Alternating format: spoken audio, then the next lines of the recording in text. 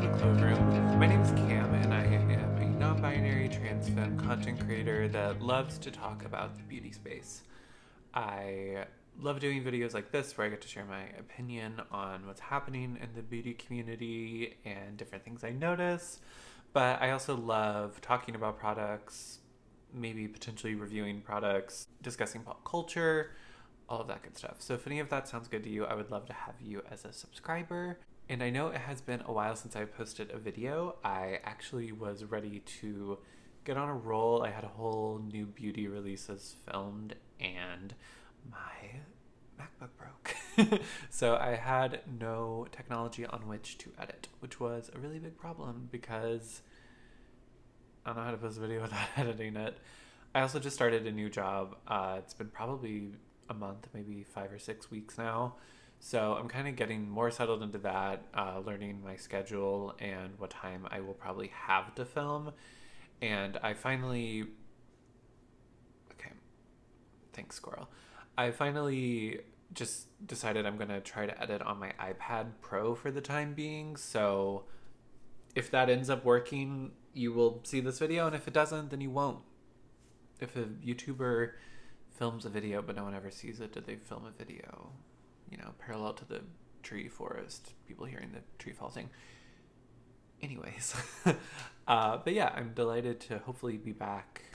I imagine there may be some editing changes because all of my channel graphics and logos and things like that are on an external hard drive that I cannot access because I don't have access to a MacBook right now. I mean, I guess I could borrow a friend's, but that's too much. So I think I may just take this opportunity as a time to rebrand my channel, but also not do it as professionally. I think this iPad Pro editing era is going to be very off the cuff, low budge. Not that my channel was high budge before, but you get it.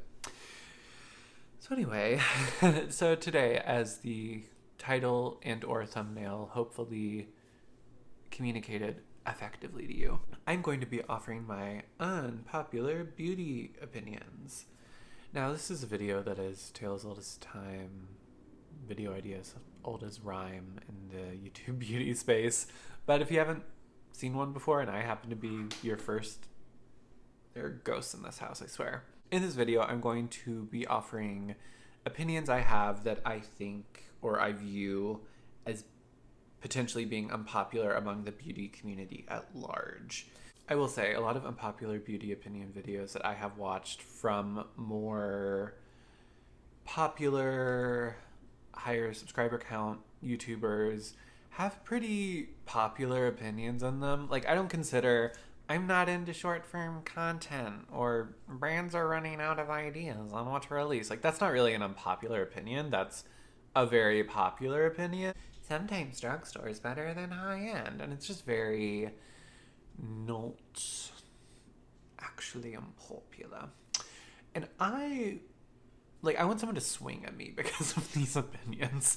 Probably not literally, but I really wanted to give some opinions that I truly think are unpopular and that I'm hoping people will argue with me about. I'm not really looking for a fight, actually, but I just want to actually hopefully give some interesting takes that aren't as popular, that are, in fact, unpopular, if you will.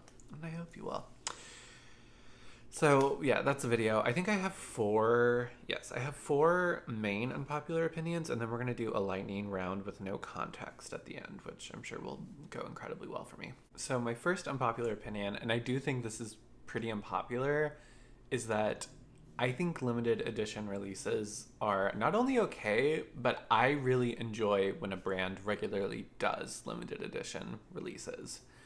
Now, I will give a caveat. I don't mean, I think it'd be odd to do a limited edition release of a foundation or a complexion product or a brow product. Like, the staples that you do run through, it's sort of weird to do those as limited edition items, and those tend to be the items that consumers will actually repurchase. I mean more, blush, highlight, bronzer, eyeshadows especially, eye products, the things that you're never really running through.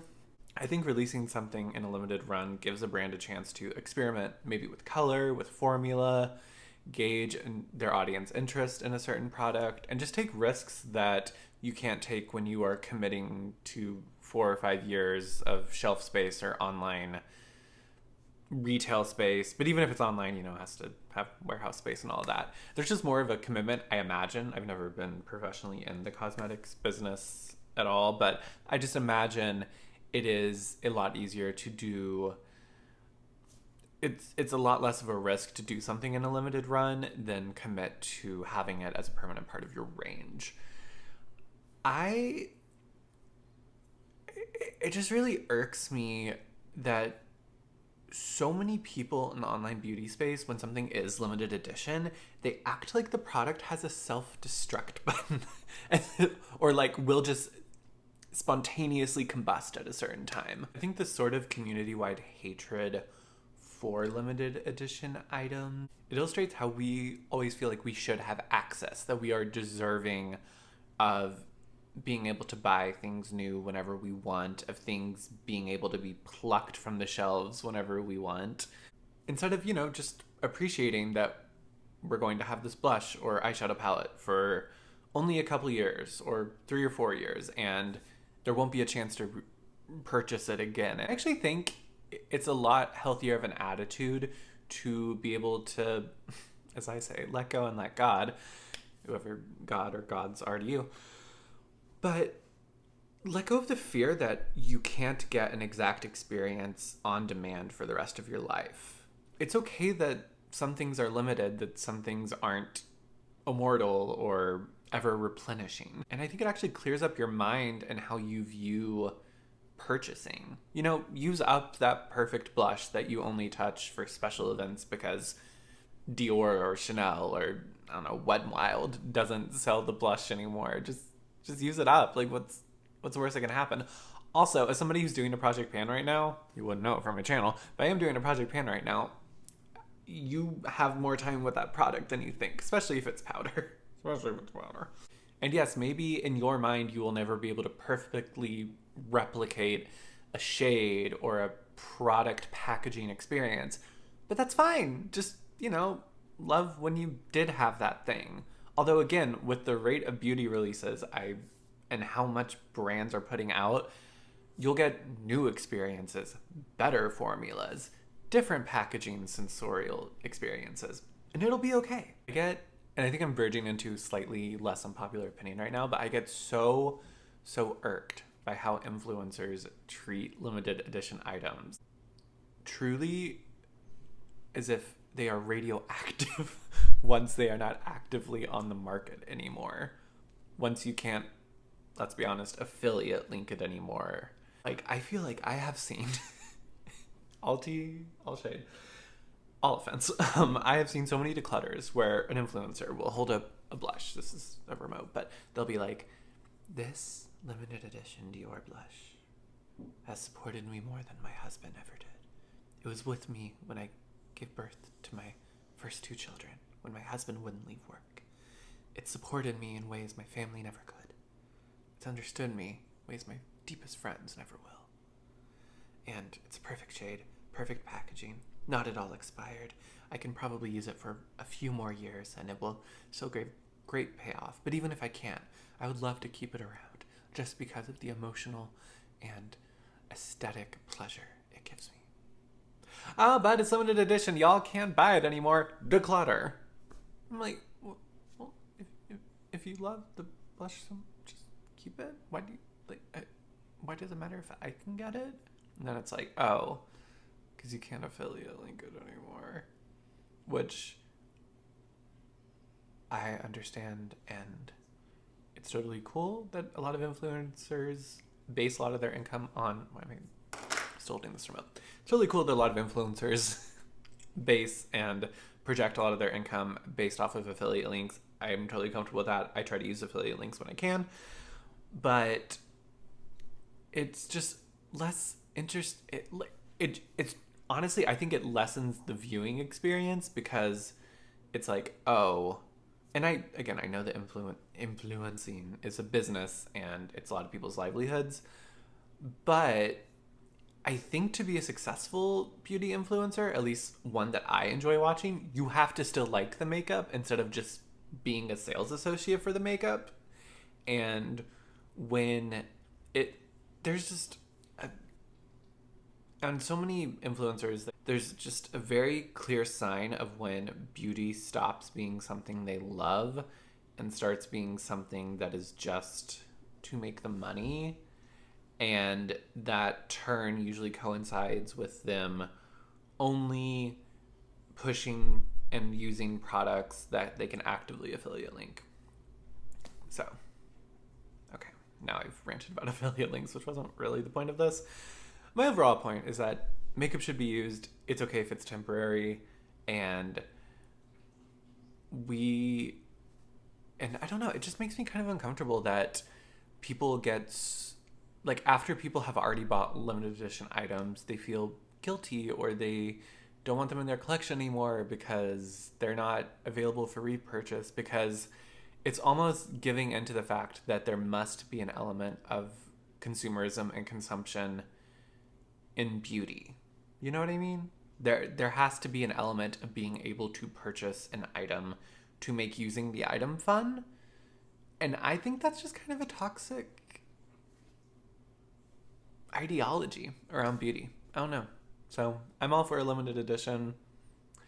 I will say I think a counter argument here, and I think it's a valid one, is limited edition items make it a lot harder. Well, there's a couple of counter arguments. One is limited edition items can make it a lot harder for people who are budgeting and don't have readily available income to spend on beauty. It can make it a lot harder for them to be able to purchase things, which I totally understand. I think when I say I enjoy when brands release limited edition items, I like it when, even though it's limited, there's still, a couple of drops if the item will sell out, or it's just, available steadily for, not just like a week, like a month or so, like a good enough amount of time where hopefully most people will be able to get the money to buy it. But then second, I think some people might be like, well, it really encourages this collector mindset, when Pat McGrath or numerous other luxury brands are ColourPop, does anybody still collect ColourPop? Because if you do, stop. I get, that would be like rooms of your home if you are buying every item that ColourPop releases.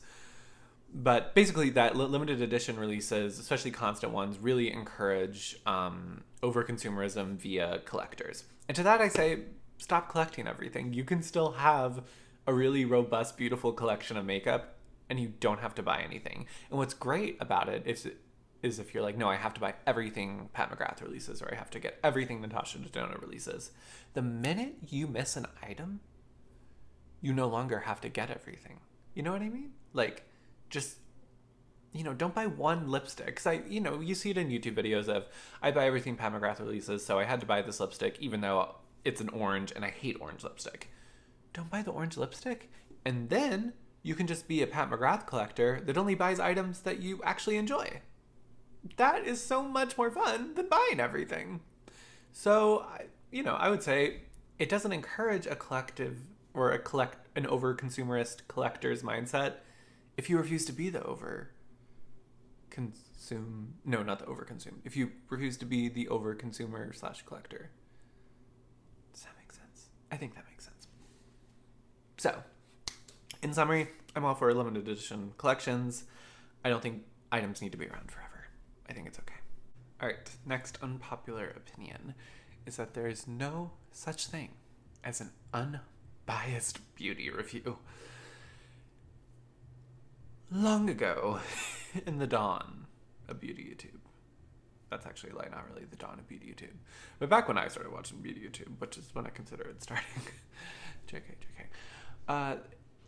There was just this constant refrain from your Manny MUAs, Kathleen Lights, Tati's, He Who Shall Not Be Named, that, about how unbiased they were, and about how unbiased their reviews were, and about how truthful they were, and how they gave you the real tea no matter what, and how basically they all use the economic concept that of all else being equal, everything was equal all the time. It didn't matter an item's price. It didn't matter the brand. It didn't matter if they were besties with the person who owned the brand or entities behind the brand. Didn't matter. Every beauty product, whether they bought it, paid for it for their own money, was sent to their front door, whether they're designed it, every beauty product, they would review the same. Everything gets the same criteria. Nothing behind the product matters except the actual product. And that was always so untrue and such bullshit. Because there is no such thing as an unbiased review.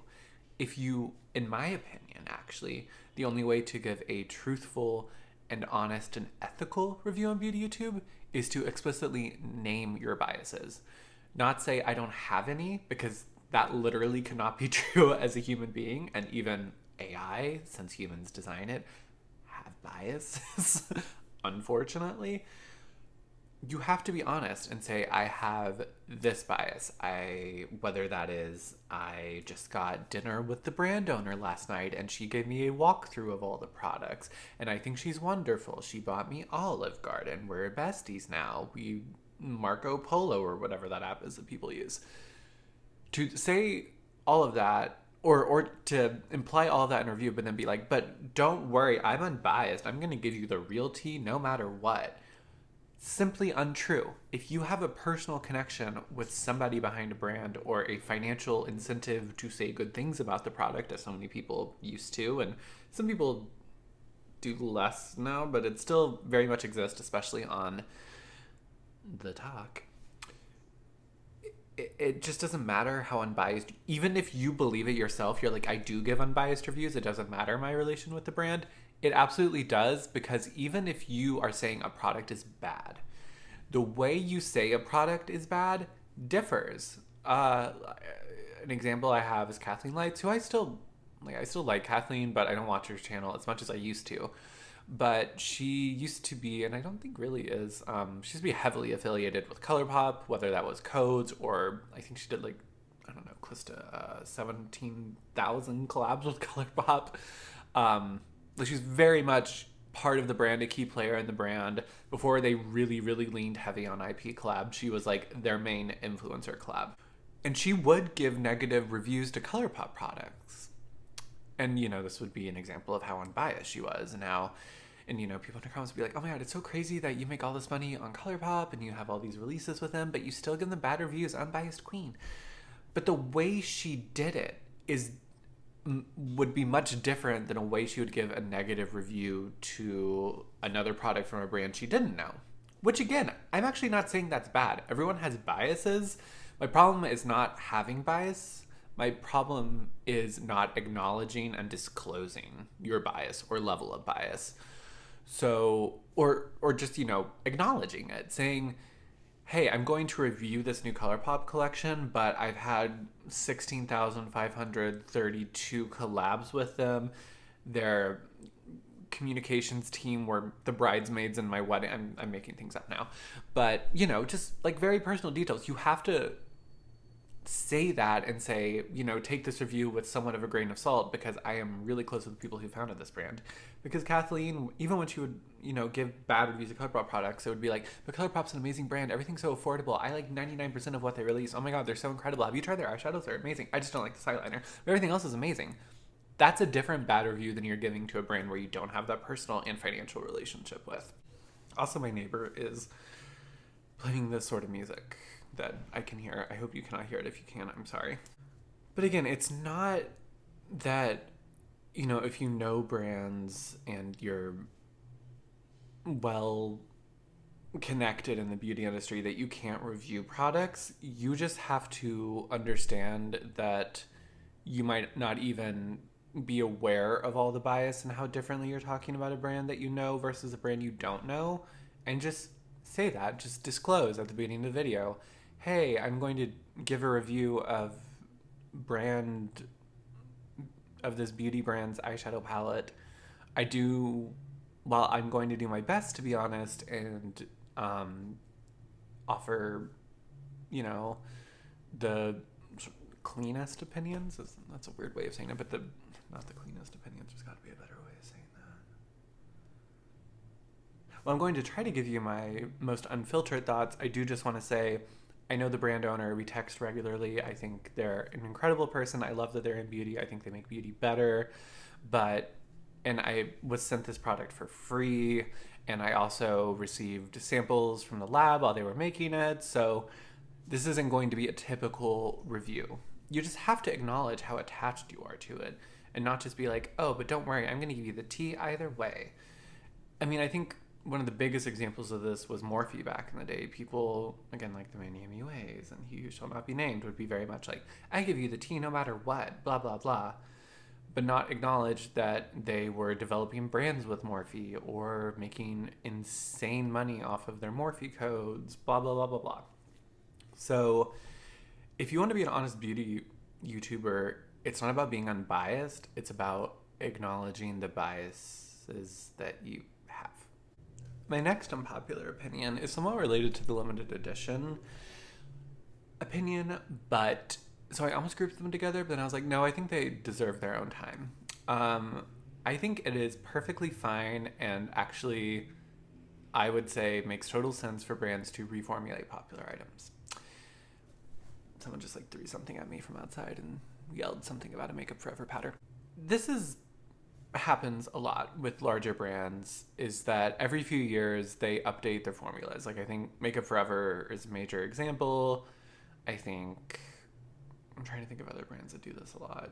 I know Chanel somewhat recently reformulated a cream bronzer that a lot of people liked. A lot of people don't like the new formulation as much. It's a pretty popular practice.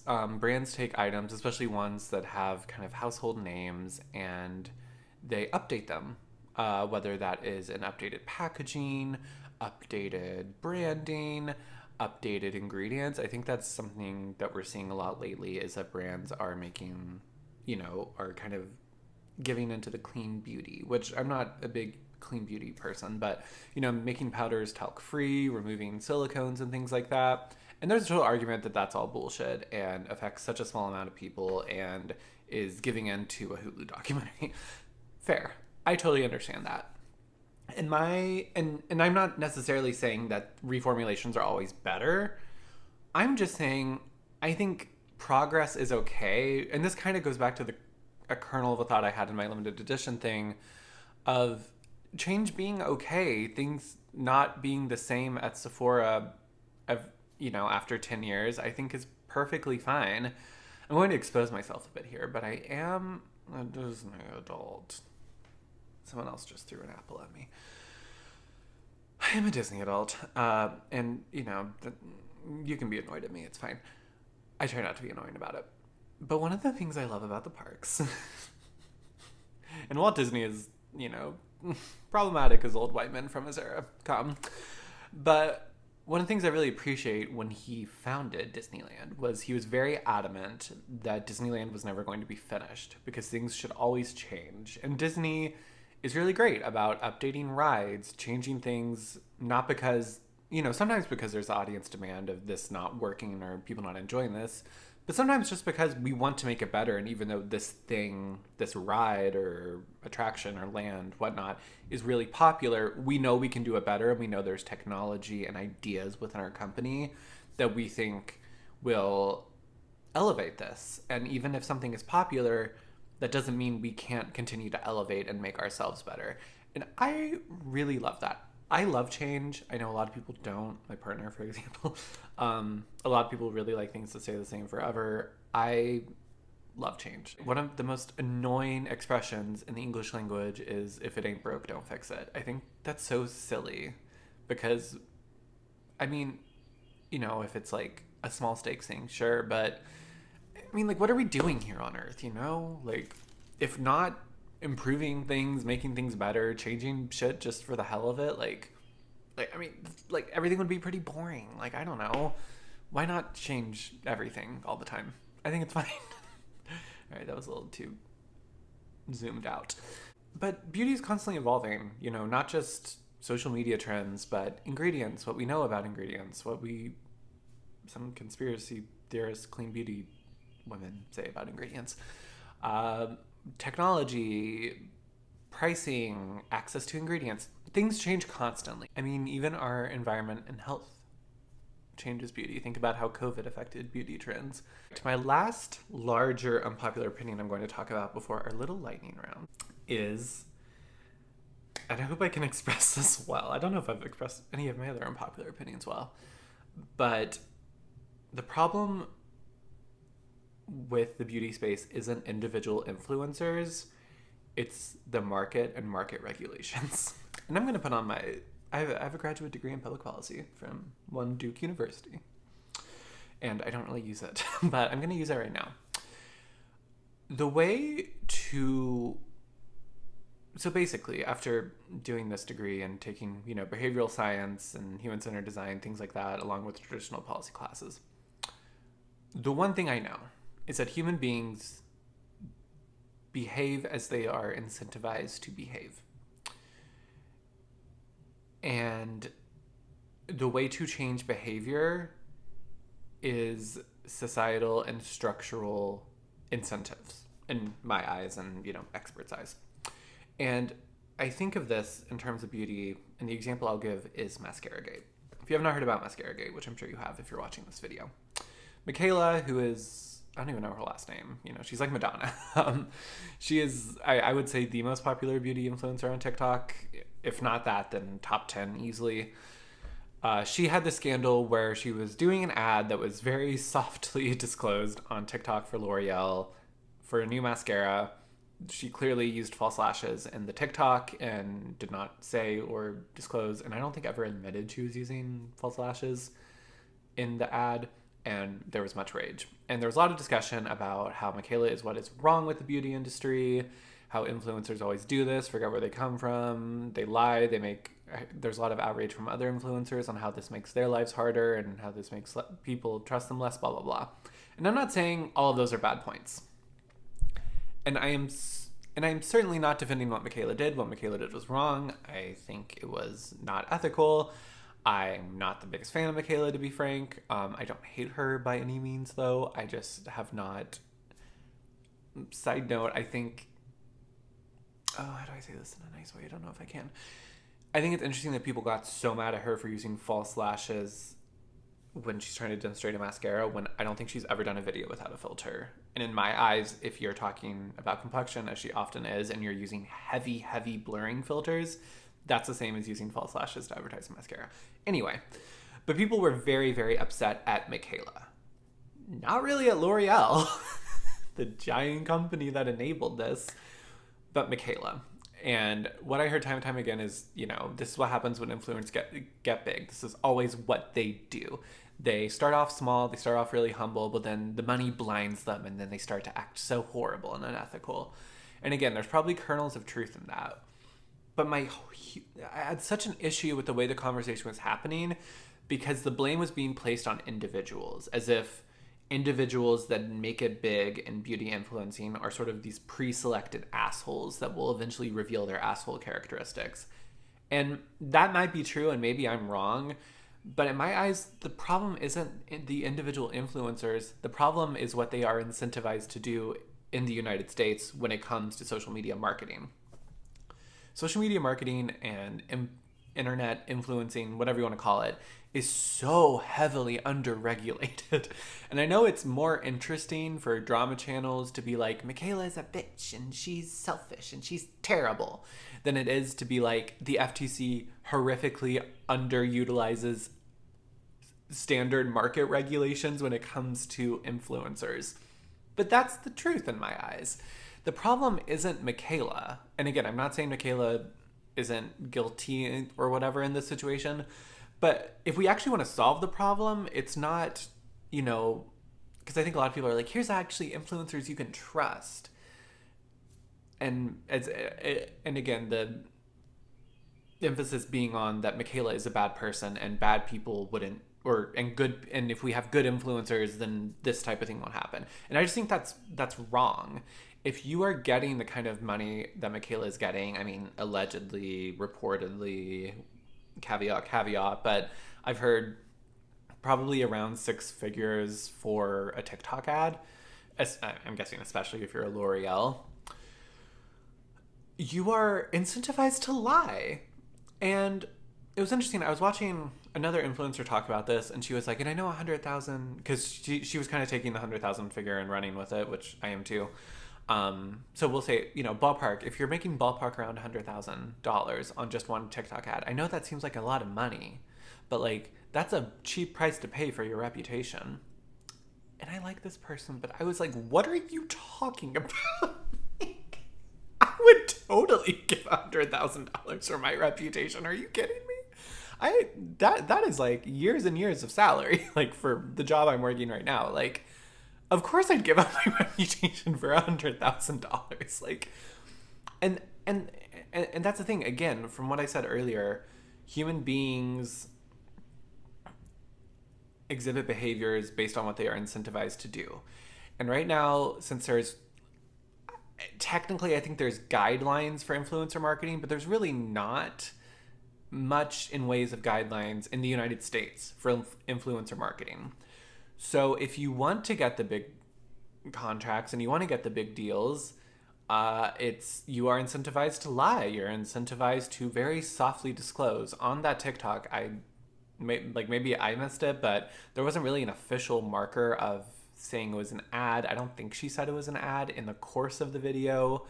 It was very softly disclosed through a hashtag L'Oreal partner, which, I mean, if you are really paying attention and you have a proficient understanding of media literacy on social media, you will clock that as this is an ad.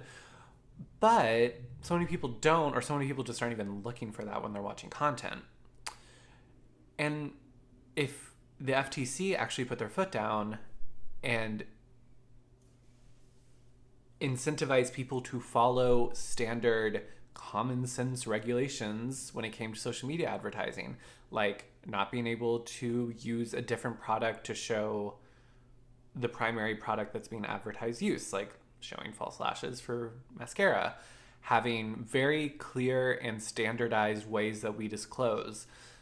And I think there's some guidelines around this right now, but again, they're so soft, and everyone who's doing these giant social media contracts knows that whatever penalty the FTC gives them, if they even give them a penalty, which I don't think hardly ever happens, it's going to be less than the amount of money they're making on the L'Oreal mascara contract. So why would they follow the regulations? And then the people who, are do we still use the term micro influencer? Smaller influencers know that the FTC is not checking for, accounts that are smaller and is not going to find a smaller creator. So everyone knows, and everyone is incentivized to ignore or not even really try to be ethical. The only reason some people are, one, they have good morals, they're good people, but also because they know that the type of audience they have, if they try to lie to them, they will then lose their audience, and losing your audience is enough to not do a contract, because then you would not get any contracts for the rest of your career, perhaps. Anyway, what was I saying? I feel like I just talked in a circle. But basically, the FTC and the government just needs to incentivize influencers to do the right thing, force them to do the right thing, and if they don't, make them pay, because that is the only way to change behavior. And I know I'm being very cynical, and you're like, well, no, it's just that influencers are selfish, and if we didn't have selfish influencers, I would like to think that if I was Michaela, and again, we don't know if Michaela volunteered to do the lashes, we don't know if L'Oreal told her, but if I'm an influencer and a brand is offering me $100,000 to do this ad, and again, maybe I'm getting offered that all the time, so maybe I should be desensitized to it, but I think people have to remember Michaela started off her career working at Ulta, and I work in the service industry now, and I know how little you make when you do those types of jobs. So even if she's constantly getting $100,000 offers to do TikTok ads, nothing is promised. And I would understand being like, no, I need to do this for as long as I can because I'm scared that I'm going to not have these opportunities anymore. So again, I'm not saying what she's did is right, and I would hope that I would still have an ethical and moral code if I ever got that big. That sounds terrifying to get that big though, but if I did, I would like to think that, but like $100,000 is a lot of money, and if I'm being incentivized to do that type of work, to make that type of money, to have a more comfortable life, it's very easy to sit back and judge people for doing that and being like, no, I'd be different. But honestly, you don't know you'd be different until you find out what you're incentivized to do in your job. Oh, the other thing I wanted to mention. I also thought that this is more specific to mascaragate. I just thought, again, not saying Michaela didn't deserve some heat, but the insanity of influencers complain, and this is all tea, all shade, all offense. The amount of influencers who were like, I've got to try out the L'Oreal telescopic lift. I'm so disappointed by Michaela. How dare she? Oh my god, this mascara is actually really good. Go buy it. And like acting like they were so morally perturbed by what Michaela did, but then one using that for clicks on their videos to talk about a L'Oreal mascara, as if the problem with the situation was we wouldn't know if a L'Oreal mascara was good. It's probably fine. It's a L'Oreal mascara. Who gives a shit? Like it's a L'Oreal mascara. It's probably fine. But and the problem not being, you know, just overall lack of ethics in influencer marketing. And I mean, I know it's harder to get madder at a giant entity like L'Oreal than it is to direct your rage at a person on TikTok with a very thick Bostonian accent. But my God, just like, I just saw so many videos of influencers being like, this is so hard for me because, like, you know, like this makes my job as somebody who does advertisements like less meaningful, or I feel like my audience trusts me less. And I'm not saying I don't sympathize with that, and that's not a good point. But that becomes less of a good point when you're like, oh, also, we're going to try the mascara from L'Oreal Paris. It's like, so we're supposed to burn the witch being Michaela at the stake, but the company that enabled her behavior, approved her behavior, for all we know, suggested she do it. And honestly, I would bet I mean, I don't know this, but I would bet a lot of the reasons we don't have regulations on influencer marketing is that companies like L'Oreal spend a ton of money every year on lobbyists to make sure the government does not make those rules and regulations.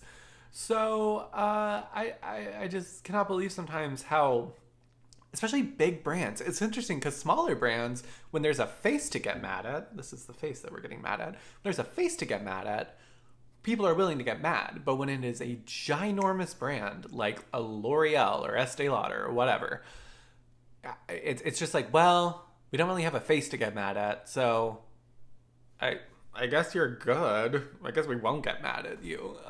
It just that whole mascaragate scandal, whatever, was so disappointing to me on so many levels. And one of those just being how I felt like not everyone, but like most people just completely missed the point about why this was a big deal and why this was important, and instead just were like, burn the witch and let's go home and I'll try L'Oreal telescopic lift.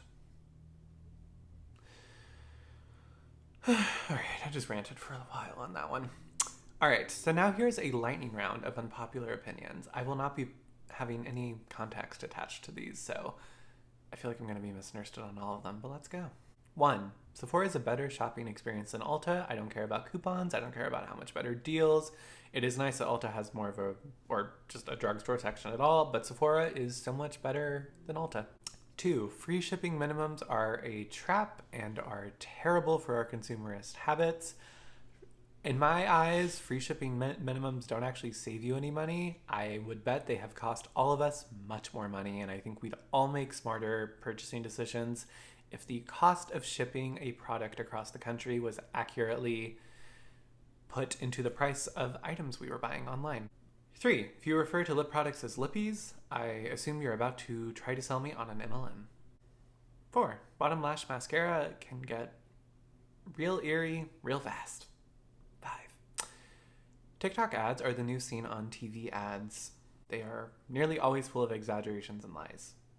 I swear, some of the products I try to sell you on there remind me of being a kid and watching someone tell me that this laser water paint's going to change my life, and then getting the laser water paint, actually never getting it because my parents wouldn't buy me it, but then seeing some other kid have it and being like, oh, that's not how they said it would be on TV.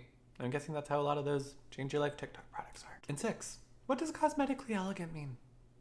I have a lot of friends, pals, people I admire on YouTube and Instagram and beyond who will say, wow, this product's really cosmetically elegant. And I'm always like, oh yeah, definitely cosmetically elegant. But like, what does it mean? Like, that it has a nice texture? Like, how do I know a product's cosmetically elegant? Let me know. That one wasn't even an unpopular opinion. That was just a question I've been scared to ask for a while. Does anybody know what cosmetically elegant means? Put it in the comments. All right. This has been fun. I've had fun. I hope you have enjoyed this video. I hope I've been able to edit it and upload it. And, oh God, I'm going to have to upload a video from my iPad. Well, this will be fun. But yeah, I hope to be more regular with uploads. I'm not going to promise anything at this point because, again, I don't even know if my iPad can handle editing and uploading a YouTube video. But I'm going to try to be more up to date with this channel. I would love to have you along. If you want to subscribe, please subscribe. I would love comments, especially if you disagree with me. I mean, if you want to tell me that you agree with me and I'm a genius, like, go ahead. But if you want to disagree with me, I'd love to hear some of the other sides of these opinions. I would love to hear your unpopular opinions. I would love to hear how you're doing. It's a hell of a time out there right now. But yeah, I hope y'all are doing well. And my parting thought for you today is sometimes rainy days are really nice. We've had a couple of rainy days here in Atlanta and it's been really peaceful and lovely. So, don't be afraid of the rain, I guess. Bye, y'all.